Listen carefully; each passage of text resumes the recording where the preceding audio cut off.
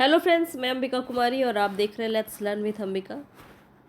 तो geography class में आज आपका मिट्टी हम देखेंगे, भारत की मिट्टियाँ जितनी भी हैं आपकी। तो जितने भी इम्पॉर्टेंट फैक्ट्स हैं सबको एक क्लास में आपको कंक्लूड करवा दिया जाएगा, जिससे कि आप यहाँ से पूछे गए कोई भी क्वेश्चंस के आंसर देने में समर्थ होंगे।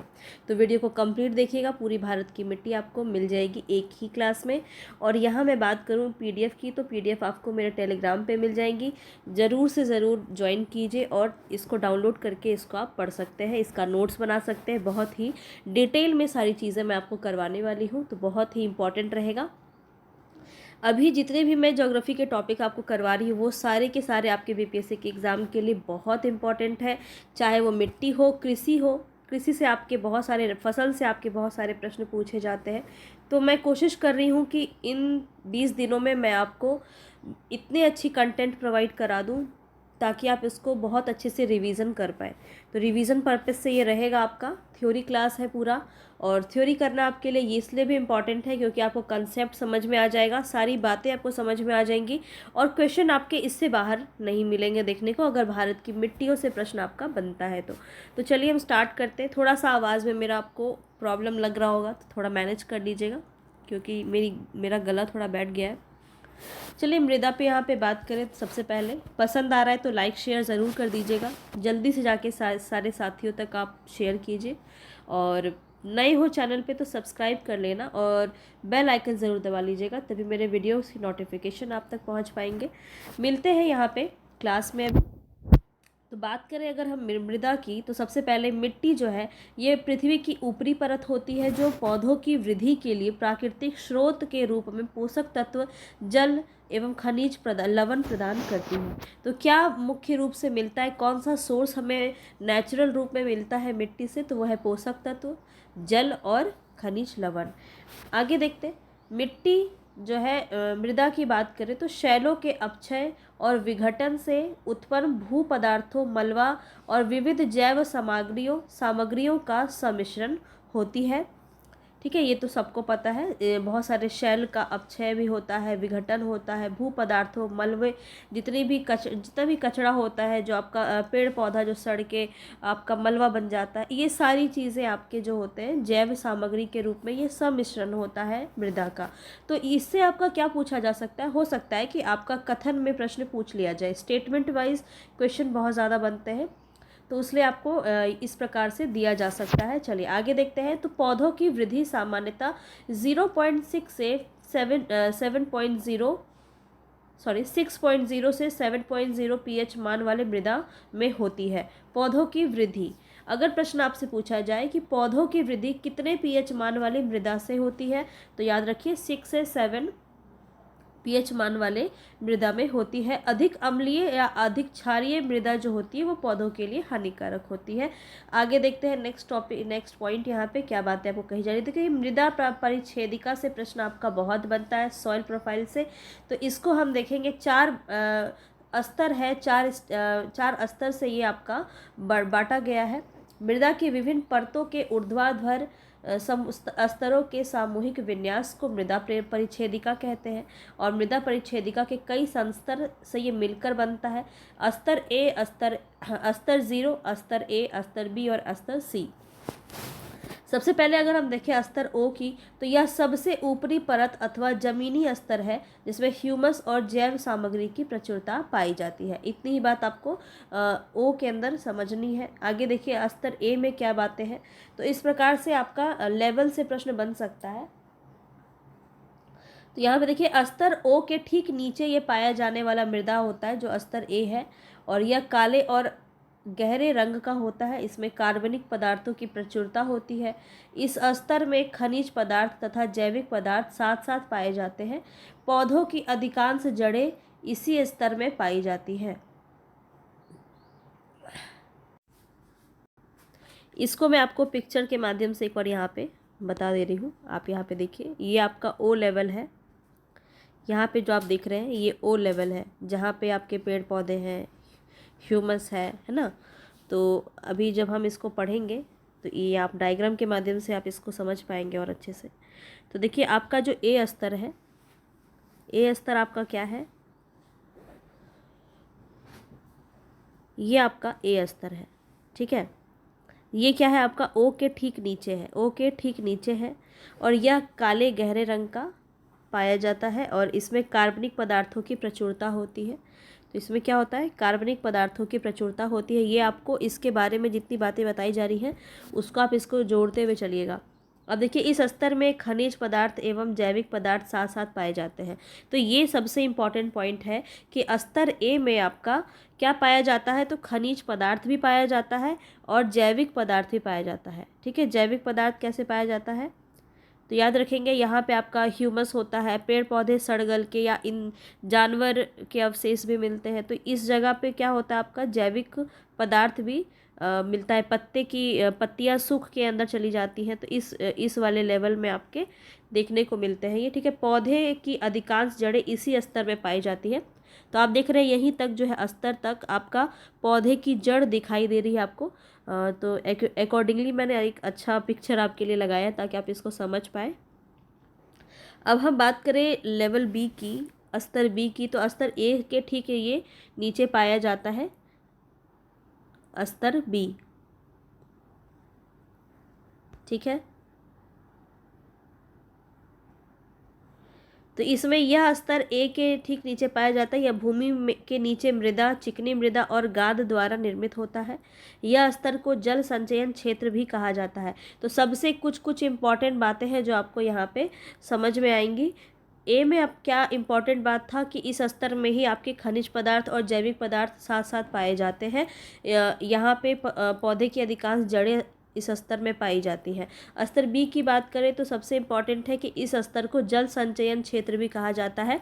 इसके बाद क्या इम्पॉर्टेंट है इसमें, यह भूमि के नीचे मृदा, चिकनी मृदा और गाद का से ये निर्मित होता है। इस स्तर में इसके ऊपर के स्तरों से निक्षालित खनिज पदार्थों का संचय भी होता है, जमा होता है। इस स्तर में आपको जल, खनिज पदार्थ, घुलनशील खनिज मिलते हैं, लोहा, एल्युमिनियम, अन्य जैविक मिश्रणों का संग्रह होता है, ठीक है। किसमें, स्तर बी में। अब सी की बात करें तो यह स्तर मृदा परिच्छेदिका का सबसे निचला स्तर है, स्तर सी, ठीक है। इसमें क्या क्या बातें हैं, और तो भारतीय कृषि अनुसंधान परिषद में भारत की मिट्टियों का 8 वर्गों में वर्गीकरण किया गया है। जलोढ़ मृदा, काली मृदा, पीली मिट्टी, लेटेराइट मिट्टी, पर्वतीय मिट्टी, मरुस्थलीय मिट्टी, लवणीय या क्षारीय मिट्टी, या फिर पीट या जैविक मिट्टी।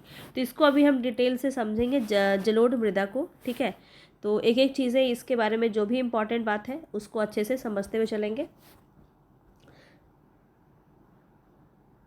सबसे पहले हम बात करें जलोढ़ मिट्टी की, तो इस मिट्टी का निर्माण हिमालय से निकलने वाली मुख्य रूप से 3 नदी सतलज, गंगा और ब्रह्मपुत्र, इसकी सहायक नदियों के द्वारा काप मिट्टी लाए जाने और उत्तरी मैदान में जमा किए जाने से होता है। सबसे ज़्यादा इम्पॉर्टेंट पॉइंट है यह एक अक्षेत्रीय मिट्टी, जो मिट्टी दूर प्रदेश से बहाकर लाई गई महीन कणों से बनी है, जैसे जलोढ़ और लोएस मिट्टी। यह काप मृदा या कछारी मृदा भी इसको कहते हैं। तो जो दूर प्रदेश से बहाकर लाई जाती जो महीन कण वाली जो मिट्टी होती है उसको काप मृदा या कछारी मृदा भी कहते हैं। तो इसमें इसकी क्या क्या विशेषताएं हैं इस पर देखते हैं। इसकी विशेषता है कणों के आधार पर, आयु के आधार पर इस मिट्टी को 2 भागों में वर्गीकृत किया गया, विभाजित किया गया, खादर और बांगर। खादर क्या है, तो नवीन जलोढ़क है। यह प्रतिवर्ष जमा होने वाली नदी अधिक नज़दीक मिट्टी है तथा सर्वाधिक उपजाऊ है। बांगर क्या है, ये प्राचीन है, ठीक है, पुरानी है, या पहले से जमा की गई मिट्टी है जो खादर से कम उपजाऊ होती है। तो एक बात आपको और ध्यान में रखना है कि खादर जो है वो बांगर की तुलना में ज़्यादा उपजाऊ है, ठीक है। और क्या विशेषता है इसकी, तो इसमें पोटास और चूना पर्याप्त मात्रा में पाया जाता है। इसमें फास्फोरस, नाइट्रोजनी और जैविक पदार्थों की कमी होती है। तो ये आपका बहुत इंपॉर्टेंट पॉइंट है, फास्फोरस, नाइट्रोजन और जैविक पदार्थ, ह्यूमस की कमी जो है जलोढ़ मृदा में पाई जाती है, ठीक है। अन्य मृदा की अपेक्षा इसमें खनिज विविधता पाई जाती है। इस प्रकार की मृदा में गहन खेती की जाती है। मोस्ट इम्पॉर्टेंट पॉइंट, गहन खेती, सभी प्रकार की खेती भी हम देखेंगे। धीरे धीरे सभी चीज़ें हम करेंगे। जब हम कृषि पढ़ेंगे ना तो हम सारी खेती को देखेंगे वहाँ पे, जहाँ से प्रश्न आपका बहुत बनता है। और अभी अगर हम पैटर्न देखें एग्ज़ाम का, बीपीएससी का, तो कृषि हो गया, फसल हो गया, इस प्रकार के खनिज हो गया, या फिर मिट्टी हो गया, इस प्रकार के बहुत ज़्यादा क्वेश्चन देखने को मिले हैं। तो बलुई दोमट मृदा की जल धारण क्षमता सबसे कम होती है तथा चिकनी जलोढ़ मृदा में जल धारण क्षमता सबसे अधिक होती है। ये पॉइंट भी आपको नोट करना, सारी ही इंपॉर्टेंट पॉइंट ही यहाँ पे आपको दिए गए हैं। इसका रंग हल्के धूसर या राख धूसर जैसा होता है। इसमें निक्षेपण की गहराई गठन व निर्माण में लगने वाले समय पर निर्भर करता है। गंगा के मैदानी भागों में इसकी गहराई लगभग 2000 मीटर तक पाई जाती है। इस मिट्टी में मुख्यतः गेहूँ, गन्ना, जौ, दाल, तिलहन, जूट आदि फसलें उगाई जाती है। ये आपका बहुत इंपॉर्टेंट है, तो ये बन जाता है, कोई भी एक क्वेश्चन में देखने को मिल जाएगा। जलोढ़ मृदा में कौन सी जो है फसल पाई जाती है ज़्यादातर, तो सबसे ज़्यादा क्या पाया जाता है? गेहूँ। ठीक है, याद रखिएगा।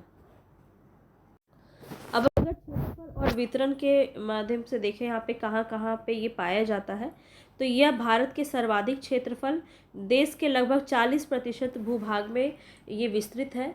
तो सबसे ज़्यादा अगर पूछा जाए क्षेत्रफल किसका ज़्यादा है, तो जलोढ़ मृदा का हो जाएगा। 40% जो है सिर्फ अकेला भारत में यही पाया जाता है। इसका विस्तार अगर बात की जाए तो उत्तर के विशाल मैदान, पूर्वी तथा पश्चिमी तटीय मैदान, राजस्थान में संकरी पट्टी तथा इसके अलावा नदियों की घाटियों और डेल्टाई भाग में भी यही मिट्टी पाई जाती है। आगे बढ़ते हैं। अब है यहाँ पे लाल पीली मिट्टी। ये क्या है? तो ये मिट्टियाँ अपक्षय के प्रभाव से ग्रेनाइट और एवं नीस चट्टानों से टूट फूट के कारण बनी है। तो ये बहुत ही इम्पॉर्टेंट आपका एक पॉइंट है। तो ग्रेनाइट क्या है? आपका आग्नेय शैल है, और नीस क्या है? रूपांतरित शैल है। ये बहुत पहले आपको मैंने इसके बारे में बताया था जब हम एनसीईआरटी कर रहे थे। तो एनसीईआरटी क्वेश्चन में आपको मिला होगा ये सभी चीज़ें। तो ये जो है इसी के टूट फूट के कारण लाल पीली मिट्टी का निर्माण हुआ है। लोहे के ऑक्साइड मिले होने के कारण इस मिट्टी का रंग लाल है। तो ये प्रश्न आपका बहुत बार पूछा गया है कि मिट्टी का लाल रंग किसके वजह से है, तो लोहे के ऑक्साइड होने की वजह से। ठीक है, तथा जल योजित रूप में पीली दिखाई पड़ती है। इसमें मूल चट्टान से चॉकलेटी कलर रंग के खनिज तत्व जैसे कि फेल्डस्पार, ओलिविन के महीन कण पाए जाते हैं। इसी के कारण यह पीला रंग का दिखाई देता है। अब इसकी कुछ विशेषताएं हैं, इस पे बात करते हैं। क्या है इसकी विशेषता? तो पहले समझ लीजिए। अनेक प्रकार की चट्टानों से बनी होने के कारण इसमें गहराई, कणों की संरचना एवं गैर उर्वरा शक्ति से भिन्नता पाई जाती है। ये मिट्टियाँ अत्यंत रंध्रयुक्त होती हैं, अतः शुष्क एवं ऊंचे मैदानों में यह उपजाऊ नहीं होती है। ये मिट्टियाँ स्वभाव से अम्लीय प्रकृति की होती है। तो प्रश्न आपसे ये भी पूछ सकता है कि निम्न में से कौन सी मिट्टियाँ अम्लीय प्रवृत्ति की होती है। तो आप ध्यान रखेंगे कि लाल पीली मिट्टी जो है ये आपका अम्लीय प्रवृत्ति का होता है। यह मिट्टी अत्यंत रंध्रयुक्त होती है। ठीक है, शुष्क और ऊंचे मैदानों पर ये उपजाऊ नहीं होती है। ये सभी पॉइंट आपको याद रखने, कहीं से आपको कुछ भी पूछा जा सकता है। इस मिट्टी में लोहा, एल्युमिनियम और चूना प्रचुर मात्रा में पाया जाता है। नाइट्रोजन, फास्फोरस और पोटास तथा ह्यूमस जो है इसमें कम मात्रा में पाया जाता है। तो ये भी आपको बात ध्यान में रखना है, क्या अधिक पाया जाता है इसमें और क्या कम। अब बात करें तो इसमें कौन कौन सा फसल यहाँ पे होता है लाल पीली मिट्टी में, तो यह अत्यंत बारीक और गहरी होने पर ही उपजाऊ होती है। इस मिट्टी में कपास, गेहूँ, धान, अलसी, आलू, दालें, मोटे अनाज पैदा किए जाते हैं।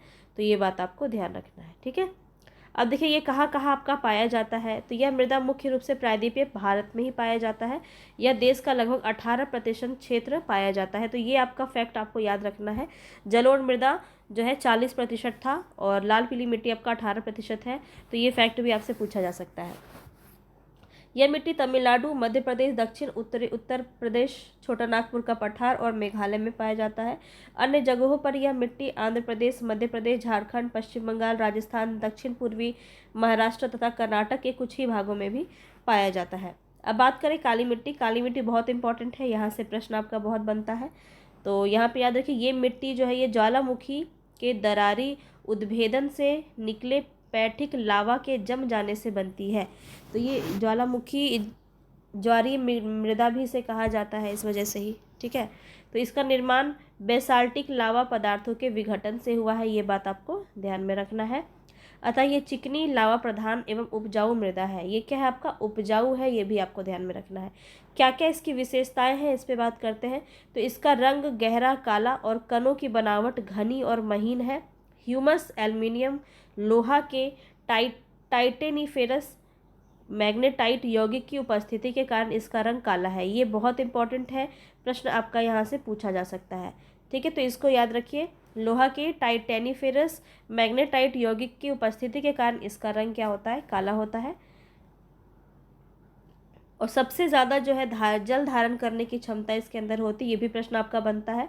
तो इसकी जल धारण क्षमता अधिक होती है। चिकनी मिट्टी चिकनी होने के कारण जल के सूख जाने पर ये दरारें पड़ जाती हैं इसमें। और चूना, पोटास, एल्युमिनियम, मैग्नीशियम कार्बोनेट एवं लोहा जो है इसमें पर्याप्त मात्रा में पाया जाता है। फॉस्फोरस, जीवाश्म और नाइट्रोजन की कमी इसमें पाई जाती है। पठारी ढालों में पर यह कम उपजाऊ होती है। वहाँ इसमें गेहूँ, कपास, गन्ना, केला, ज्वार, चावल, तंबाकू, अरंडी, मूंगफली, सोयाबीन, फल, सब्जियां आदि इसमें पैदा किए जाते हैं। यह एक क्षेत्रीय मिट्टी है। स्वतः जुताई वाली मृदा के नाम से भी ये जाना जाता है, ये बहुत इंपॉर्टेंट है। तो कौन सी मृदा है जो स्वतः जुताई वाली मृदा के नाम से भी जाना जाता है? याद रखेंगे, काली मिट्टी। और उत्तर प्रदेश में से केरल नाम से जाना जाता है, करेल नाम से इसे जाना जाता है। तो ये भी एक इम्पॉर्टेंट पॉइंट है, उत्तर प्रदेश में इसे करेल नाम से जाना जाता है। और क्या क्या नाम से इम्पॉर्टेंट है? तो काली कपासी मिट्टी भी इसे कहते हैं, क्योंकि कपास जो है इस मिट्टी में सबसे ज़्यादा अच्छे से पैदा होता है। रेगुर मिट्टी भी इसे ही कहते हैं, तो ये भी नाम आपको याद रखना है। करेल मिट्टी भी इसी को कहते हैं। यह मिट्टी कपास की खेती के लिए सबसे ज़्यादा उपयुक्त होती है। अब अगर क्षेत्रफल की बात करें तो इसको बिल्कुल भी आप हल्के में ना ले। यहाँ से प्रश्न बहुत बनता है आपका कि किस राज्य में आपका ये पाया जाता है, ठीक है। तो बिल्कुल ध्यान रखिएगा कि ये महाराष्ट्र में सबसे ज़्यादा अगर पूछा जाए तो पहले तो महाराष्ट्र, दक्षिण पूर्वी गुजरात, पश्चिमी मध्य प्रदेश, उत्तरी कर्नाटक, उत्तरी आंध्र प्रदेश, उत्तर पश्चिम तमिलनाडु, उत्तर पूर्वी राजस्थान। इतना अंदर तक का नहीं पूछेगा, स्टार्टिंग का पूछ सकता है आपसे। तो महाराष्ट्र को याद रखिए काली मिट्टी के लिए, ठीक है। तो किस प्रकार के प्रश्न बनते हैं, आप खुद भी इतना बार एग्ज़ाम दे चुके होंगे, आपको पता होगा किस प्रकार के प्रश्न बनते हैं। तो उसी हिसाब से आपको करना है। ऐसा नहीं कि अब इतने सारे चीज़ें कैसे याद करेंगे, तो बस इस हिसाब से आप देखेंगे ही नहीं, ऐसा नहीं करना है। जो इम्पॉर्टेंट है तो ये आप याद रख ही सकते हैं कि महाराष्ट्र में काली मिट्टी सबसे ज़्यादा पाई जाती है, ठीक है। तो इस तरफ का इलाका आपका सबसे ज़्यादा यहाँ पे क्षेत्रफल की दृष्टि से विस्तारित है। महाराष्ट्र में इस मिट्टी का सर्वाधिक विस्तार है। ये देखिए मेन पॉइंट आपको याद रखना है, तो पूछा जा सकता है। नर्मदा, ताप्ती, गोदावरी, कृष्णा नदियों की घाटियों में यह 60 मीटर से भी अधिक गहरी पाई जाती है। कर्नाटक की काली मिट्टी, नमक के कण भी इसमें मिल जाते हैं। अब हम आगे बढ़ते हैं लैटेराइट मृदा के ऊपर। लैटेराइट मृदा क्या है? तो इस मिट्टियों का निर्माण शुष्क एवं नम क्रमिक मौसम वाले क्षेत्रों में होता है, जहां वर्षा 200 सेंटीमीटर से अधिक होती है। ये बात आपको याद रखना है। ये मिट्टियां चट्टानों की टूट फूट एवं रासायनिक क्रिया से बनती है। अधिक वर्षा के कारण लैटेराइट चट्टानों का अपक्षालन होता है, जिसके फलस्वरूप बालू एवं चूने के अंश रिस कर नीचे चले जाते हैं एवं मृदा के रूप में लोहा और एल्युमिनियम के यौगिक बन जाते हैं, ठीक है। तो ये बात आपको यहाँ पे ध्यान में रखना है कि ये मिट्टी जो है चट्टानों की टूट फूट एवं रासायनिक क्रिया से बनती है। ये बहुत इंपॉर्टेंट पॉइंट है। और अधिक वर्षा के कारण लैटेराइट चट्टानों का अपक्षालन होता है, जिसके फलस्वरूप बालू एवं चूने के अंश रिस कर नीचे चले जाते हैं और ये मृदा के रूप में लोहा और एल्युमिनियम के यौगिक बन जाते हैं। बहुत ही ज़्यादा इम्पॉर्टेंट ये पॉइंट है आपका, याद रखेंगे लैटेराइट मृदा से संबंधित। और इसकी विशेषताओं पे बात करें तो ये मिट्टी 2 प्रकार की होती है। पहाड़ियों पर पाई जाने वाली मिट्टी शुष्क और कम उपजाऊ होती है, क्योंकि इसकी जल धारण क्षमता कम होती है। और निम्न भूमि पर पाई जाने वाली मिट्टी के साथ नम, चिकनी और दोमट मिट्टी भी मिली होती है, जिससे इसकी जल धारण क्षमता बढ़ती है और अपेक्षाकृत अधिक उपजाऊ होती है। तो एक पहाड़ियों पर जो होता है वो आपका कम उपजाऊ होता है, ठीक है, जो मिट्टी शुष्क होती है उसमें। और निम्न भूमियों में आपका ये और भी चीज़ें मिल जाती है, जैसा दोमट मिट्टी इसमें मिल जाती है, जिससे इसमें नमी और चिकनापन आ जाता है। और इसके बारे में क्या इंपॉर्टेंट है, तो इस मिट्टी में चूना, नाइट्रोजन, फास्फोरस, पोटास की कमी होती है। देखिए लेटेराइट से ही ज़्यादा पूछा जाता है, तो ये याद रखिए, चूना, नाइट्रोजन, फास्फोरस, पोटास की कमी होती है। नाइट्रोजन तो लगभग आपको सब में ही देखने को मिल रहा है। इस मिट्टी में जीवाश्म ह्यूमस भी नहीं पाया जाता, नहीं पाया जाता है, याद रखिए, ठीक है, नहीं पाया जाता है। चूने की कमी के कारण यह मिट्टी अम्लीय प्रकृति की होती है। अम्लीय मिट्टी होने के कारण ही इसमें चाय की खेती की जाती है। तो ये किसके लिए इम्पॉर्टेंट है, चाय की खेती के लिए इम्पॉर्टेंट है। अम्लीय मिट्टी है, ये अभी याद रखना है। लेटेराइट मृदा आपका क्या है, अम्लीय मिट्टी है, ये भी आपको ध्यान रखना है।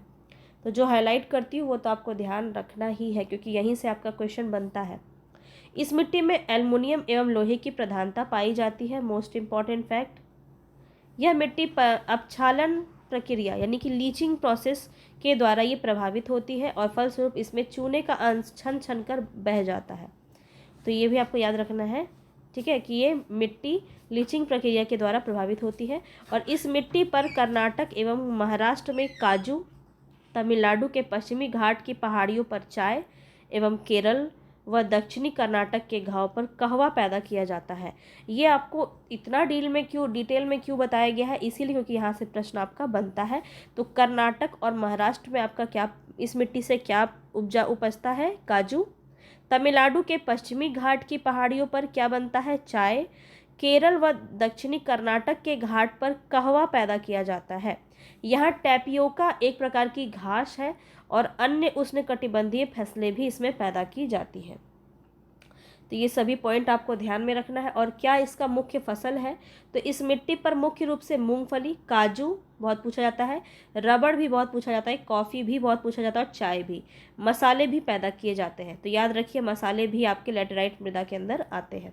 इस मृदा का प्रयोग मकान निर्माण के प्रयोग में आने वाली ईंटों के निर्माण में भी किया जाता है। मोस्ट इंपॉर्टेंट फैक्ट है, प्रश्न पूछा जा सकता है। अब इसके वितरण की बात करें, इसका क्षेत्रफल, कहाँ ये पाया जाता है, तो यह मिट्टी मुख्य रूप से पूर्वी एवं पश्चिमी घाट पर्वत, राजमहल की पहाड़ियाँ, केरल, कर्नाटक, उड़ीसा के पठारी क्षेत्र, छोटा नागपुर पठार, मेघालय पठार, तमिलनाडु, महाराष्ट्र, रत्नागिरी, कोलावा, सतारा जिला और पश्चिमी बंगाल आदि स्थानों पर ये पाया जाता है।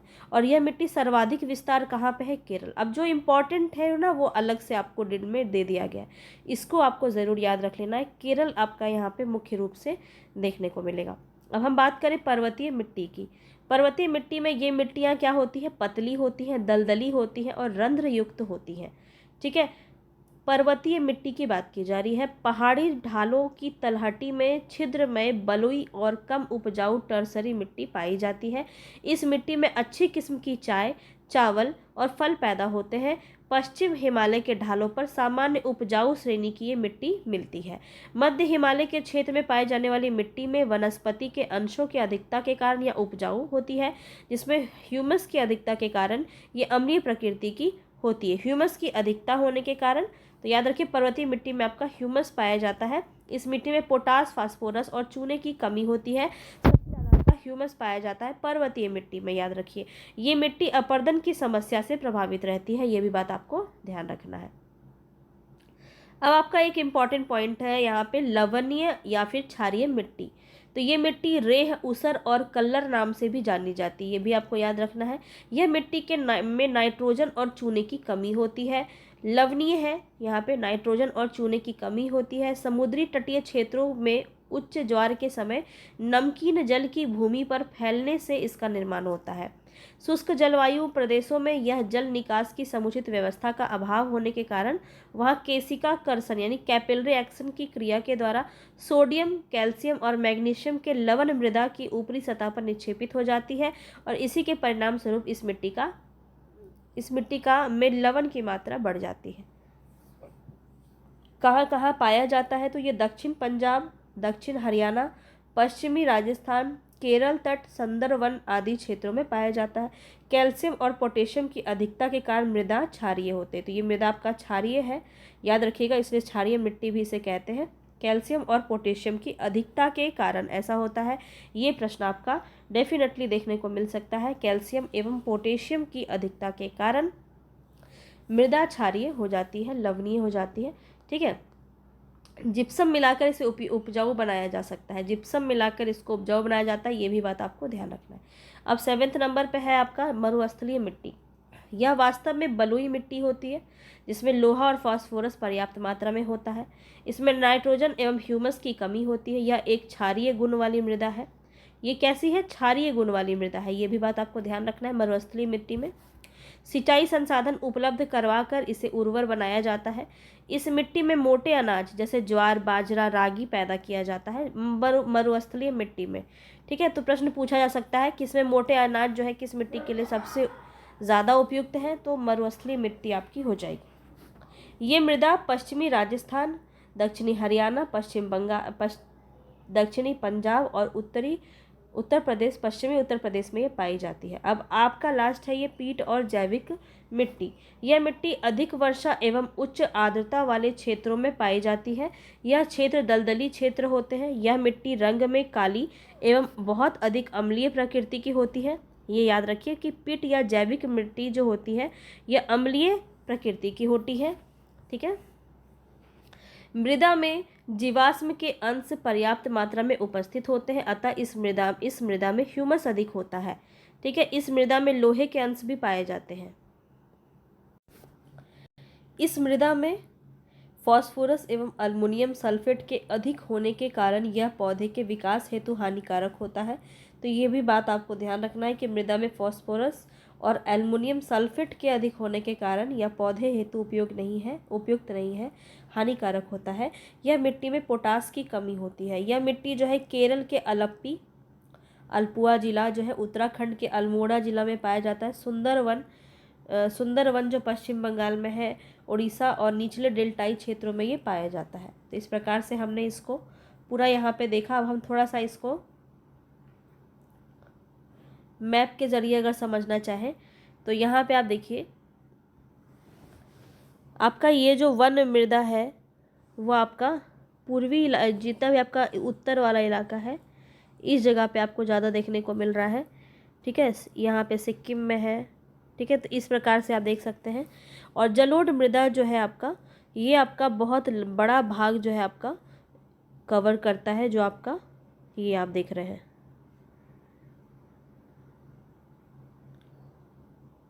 ये पूरा आपका क्या है? जलोढ़ मृदा का भाग है जो आप देख रहे हैं। मध्य भारत को आपका ये पूरा कवर कर रहा है, उत्तर साइड ज़्यादातर। और अगर हम बात करें लाल पीली मृदा की, लाल पीली मृदा आप देख रहे हैं, ये राज्य आप मुझे चाहे तो बता सकते हैं कि किस राज्य में आपका ज़्यादातर ये देखने को मिल रहा है। और लेटेराइट मृदा की बात करें तो यहाँ पे है आपका लेटेराइट मृदा, कुछ यहाँ पे है, कुछ ये आपका पूर्वी घाट, पश्चिमी घाट पे है। तो इस प्रकार से है। शुष्क मृदा आपका इस तरफ के इलाके में देखने को मिल रहा है, कुछ यहाँ पे। तो ये आपको मैप के ज़रिए यहाँ पे सभी चीज़ें दिखाई गई हैं, तो इसको आप ज़रूर एक बार देख लीजिएगा। अब हम बात करें तो मृदा के संगठन में सम्मिलित जो पदार्थ है ये आपको पूछा जा सकता है। तो यहाँ पे हम एक बार देख लेते हैं इसको। तो ह्यूमस या कार्बनिक पदार्थ जो है ये लगभग 5 से 10% ही पाया जाता है मृदा में। सबसे कम अगर देखा जाए तो ह्यूमस और कार्बनिक पदार्थ पाया जाता है। खनिज पदार्थ की बात करें तो ये सबसे ज़्यादा पाया जाता है, 40 से 45%। मृदा जल की बात करें तो ये 25%, और मृदा वायु की बात करें ये भी आपका 25% जो है सम्मिलित होता है मृदा के संगठन। ठीक है, अब हम बात करें प्राकृतिक वनस्पति के लिए आवश्यक पोषक तत्व। कौन कौन से पोषक तत्व होते हैं? तो प्राथमिक, द्वितीय और सूक्ष्म पोषक तत्व पाए जाते हैं। इसमें अगर हम बात करें तो प्राथमिक पोषक तत्व में आपका phosphorus, nitrogen, potash, oxygen, carbon और हाइड्रोजन आ जाएगा। इसके बाद अगर हम बात करें द्वितीयक पोषक तत्व की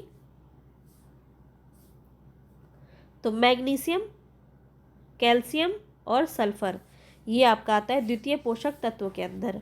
और हम अगर बात करें सूक्ष्म पोषक तत्व की तो सूक्ष्म पोषक तत्व है ये आपका मैग्नीज, बोरोन, आयरन, तांबा, जिंक, मोलिब्डेनम, कोबाल्ट, क्लोरीन और सोडियम। तो ये आपका हो जाएगा सूक्ष्म पोषक तत्व के अंदर। अब इस पे आपका क्वेश्चन पूछा जा सकता है और बहुत सारे लोग इसमें प्रॉब्लम आएगा, क्योंकि इस प्रकार की चीज़ें आपको बहुत कम बताई जाती है। तो इसको आप ज़रूर ध्यान में रखिए। पोषक तत्व प्राथमिक के अंदर कौन कौन आता है? Phosphorus, nitrogen, potash, oxygen, carbon और हाइड्रोजन। ये प्राथमिक पोषक तत्व हैं जो आपके प्राकृतिक वनस्पति के आवश्यक पोषक तत्वों में आते हैं। द्वितीय पोषक तत्व कौन कौन से हैं? मैग्नीशियम, कैल्शियम और सल्फर, सिर्फ ये 3। और सूक्ष्म पोषक तत्व के अंदर आते हैं मैग्नीज, बोरोन, आयरन, तांबा, जिंक, मोलिब्डेनम, कोबाल्ट, क्लोरीन और सोडियम। तो ये आप ध्यान में रखिए, ठीक है। अब देखिए कौन सा किसके लिए उपयोगी है, यहाँ से भी आपका एक प्रश्न पूछा जा सकता है। देखिए आपका यहाँ फॉस्फोरस जो है क्या कार्य करता है ये आपको पता होना चाहिए। तो पौधे में जो मृदा में जो पोषक तत्व है, पौधे में उनका क्या कार्य होता है फॉस्फोरस का? तो जड़ों का विकास होता है फॉस्फोरस की वजह से, ऊर्जा संग्रहण, शीघ्र जब फल को पकाने में काम करता है फॉस्फोरस। तो जहाँ पे भी फॉस्फोरस की कमी है वहाँ ये सारी चीज़ें कम देखने को मिलेंगी। तो ये आपका प्रश्न एक बन सकता है, यहाँ से बहुत इंपॉर्टेंट लग रहा है ये। तो यहाँ से आपको पता होना चाहिए। नाइट्रोजन में से क्या होता है? तो प्रोटीन मिलता है, प्रोटीन उत्पादन और वृद्धि होता है इससे। पोटेशियम में क्या होता है? आपका रोग प्रतिरोधक क्षमता बढ़ाती है और पानी में उचित अवशोषण करता है। कैल्शियम से क्या होता है? कोशिका संरचना और विभाजन में ये मदद करता है। सल्फर प्रोटीन और तेल निर्माण में सहायक होता है। मैग्नीशियम की बात करें तो पौधे में लोहे के अवशोषण में क्लोरोफिल का मुख्य तत्व है ये। आयरन की बात करें, ये श्वसन और क्लोरोफिल उत्पादन में आपका हेल्प करता है। इसके बाद हम बात करें मोलिब्डेनम की, तो ये दलहनों में नाइट्रोजन स्थिरीकरण में ये हेल्प करता है। कोबाल्ट जो है ये नाइट्रोजन स्थिरीकरण, विटामिन B12 के निर्माण में ये सहायक होता है। बहुत इंपॉर्टेंट है, ये आपका पूछा भी गया है, तो याद रखिएगा। इस प्रकार के भी प्रश्न आपके बन सकते हैं। सोडियम से सूखा प्रतिरोध में वृद्धि, स्टोमेटा के खुलने में सहायक होता है। और जिंक जो है ये एंजाइम सक्रियता एवं प्रोटीन के संश्लेषण में ये महत्वपूर्ण भूमिका निभाता है। अब देखिए मृदा गठन के वर्ग एवं व्यास यहाँ पे दिए गए हैं, तो ये आपका एडिशनल है, क्योंकि इस प्रकार से प्रश्न आपका अभी तक नहीं बना है, पर आपको एक जानकारी के लिए बता देती हूँ। बालू के जो कण होते हैं उसका व्यास है ये 2.0 से 1.0 मिलीमीटर। बहुत मोटी बालू जो है वो आपका 1.0 से 0.5, मोटी बालू जो है ये आपका 0.5 से 0.25। ये बालू महीन बालू जो है ये 2.25 से 0.10। बहुत महीन बालू जो है ये आपका 0.10 से 0.05। और ये गाद जिसको सिल्ट कहते हैं ये आपका 0.05 से लेके 0.002 मिलीमीटर आपका होगा। और क्ले जो आता है मृत्तिका, ये आपका 0.002 से भी कम आपका ये जो है व्यास आपका हो जाएगा। तो ये पूरा मैंने आपको मृदा जितना भी इम्पोर्टेंट है सारा कुछ मैंने आपको बता दिया। नेक्स्ट जो हमारा चैप्टर रहेगा वो रहेगा कृषि, जिसमें हम हर एक प्रकार की कृषि के बारे में बात करेंगे, फसल के बारे में बात करेंगे, तो बहुत इम्पोर्टेंट रहेगा। तो बस आपको इसी तरह से कंप्लीट वीडियो को देखते रहना है, सभी चीज़ें आपकी कंप्लीट हो जाएंगी। इसकी पूरी PDF आपको मेरे टेलीग्राम पे मिल जाएंगी, तो जल्दी से जाके इसको डाउनलोड करके आप और आसानी से इसका PDF उपलब्ध कर सकते हैं और नोट्स बना सकते हैं। साथ ही साथ बहुत अच्छे से रिवीजन कर सकते हैं। तो सबसे ज़्यादा इम्पॉर्टेंट है अभी आपका रिवीजन करना। इसी तरह मैं आपको सारी चीज़ें करवाऊँगी, और मैंने सोचा है एक आपको साइंस का क्लास लेके आऊँ, क्योंकि काफ़ी दिन हो गए साइंस को लिए हुए। तो जिसमें आपका पूरा मतलब फिजिक्स के भी क्वेश्चन रहेंगे, केमिस्ट्री भी रहेगा और बायो भी रहेगा। तो ये मैं आपके लिए लेके आना चाहती हूँ। आप ही बताना कि आपको क्या इसका क्लास चाहिए। कमेंट बॉक्स में ज़रूर बताइएगा, जितने ज़्यादा कमेंट होंगे तो उसी हिसाब से मैं काम करूँगी। चलिए फिर मिलेंगे नेक्स्ट वीडियो में। पसंद आया हो तो लाइक, शेयर और सब्सक्राइब ज़रूर कर दीजिएगा। धन्यवाद।